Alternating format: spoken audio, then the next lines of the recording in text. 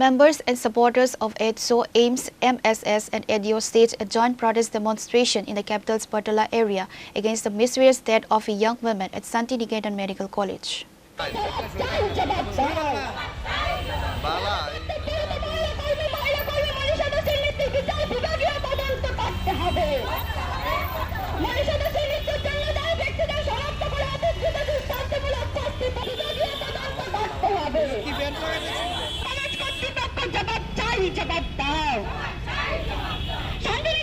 AIDSO State President Shivani Bhomik demanded a judicial inquiry into Manisha Das's death to ensure strict punishment for the perpetrators.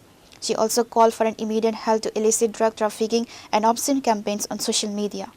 এই বিচার বিভাগ তদন্ত করে কঠোর শাস্তি দিতে হবে এবং মদ মাদক দ্রব্য নেশা সামগ্রী জিনিস বন্ধ করতে হবে এবং নেট দুনিয়ায় যে অশ্লীল প্রচার প্রদর্শনী হচ্ছে এগুলি বন্ধ করতে হবে যেখান থেকে এই খুন ধর্ষণ এবং এই যে মানসিকতা আমাদের ছেলেদের মধ্যে তৈরি হচ্ছে এটা বন্ধ করবে এবং পুলিশ প্রশাসন এবং সরকারের নিকট আমাদের দাবি যে এগুলি বন্ধ করতে তৎপরতার সহিত বন্ধ করতে হবে।